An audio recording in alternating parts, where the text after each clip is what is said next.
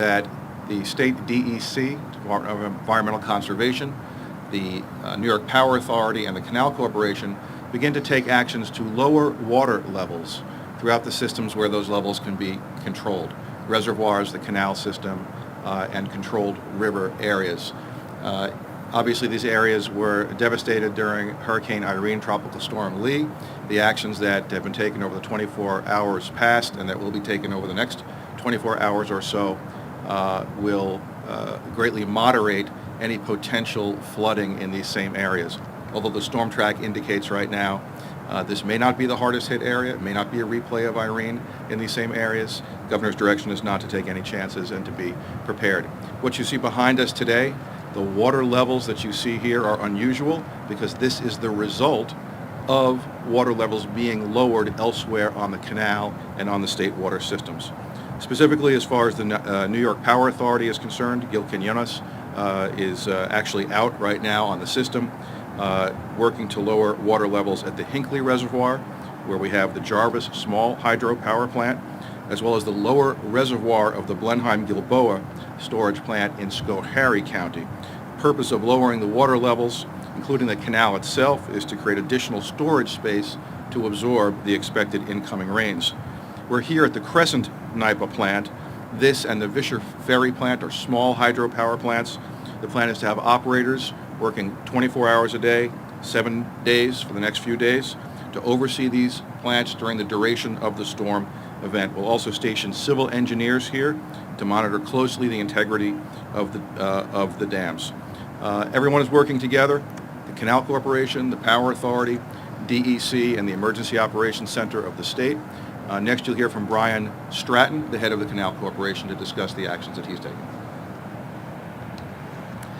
Thank you very much, Howard. Thank you, Governor Cuomo.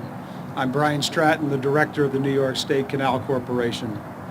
As Howard has already said, the Canal Corporation began a preemptive drawdown of the Erie Canal on Thursday of this week, working with our customers to get their vessels into safe harbor.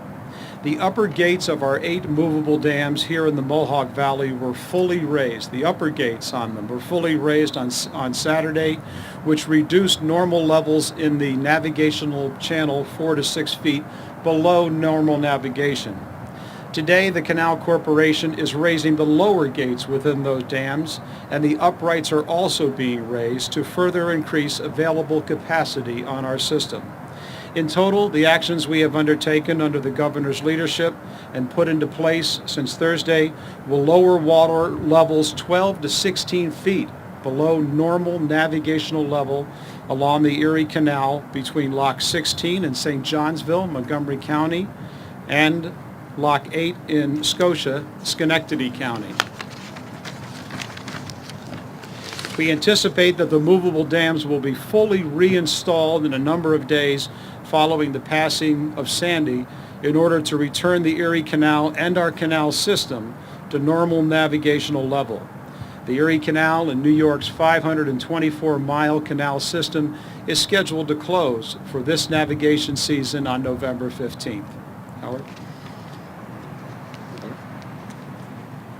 Thank you very much. First, let me thank Howard Glazer and his whole team that has done an extraordinary job over the past few days getting ready for this situation. To Brian Stratton, who's the director of the Canal Corporation and has been doing extraordinary work, I thank him for his innovation and creativity here once again. We are doing everything that we can do to be ready for this situation. We've been working for days on it.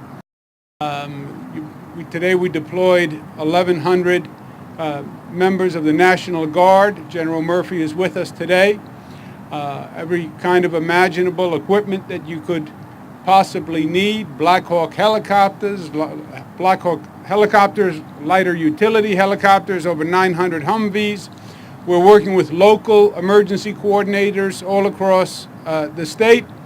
Brian Stratton has taken this unusual effort of dropping the water level now that we have a little notice, understanding the damage that was done from Tropical Storm Hurricane Irene. We're learning from those lessons just last year. I was on a call with the president earlier, and we were talking about preparation for today. And I said, unfortunately, we've had too much experience at this. I joked that it seems like we have a 100-year flood every 2 years now, so we've gone through this before. So government is working well and government is doing everything it can do. What we want to make sure the people at home and the viewers remember is they have a responsibility in this also. And as citizens, we need you to act prudently. This is nothing to be trifled with. This is not a storm to play with. And I know people say, well, that's a weather forecast. A lot of times they turn out not to be true, and that's accurate. But this is not the time to take a chance. We don't want you out there on the roads. We don't want you putting yourself in a situation where you could endanger yourself and then cause the authorities or another person to come assist you. This is going to be a serious situation. All the forecasts say that. Exactly how bad, we don't know. And we hope not as bad as Irene was last year. But in truth, we don't know. We know there's going to be a lot of rain, and we know there are going to be very, very high winds, especially across upstate New York. We know there's going to be a problematic storm surge for the lower part of the state.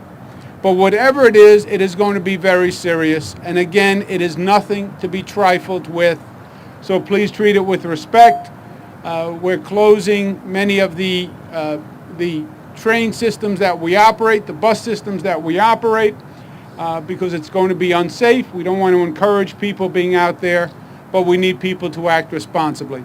Congratulations to Mr. Stratton today on this creativity. General Murphy, thank you and all the men and women who you have deployed. We thank them for their service, and may God keep them safe. Howard, thank you very much for your service. Any questions?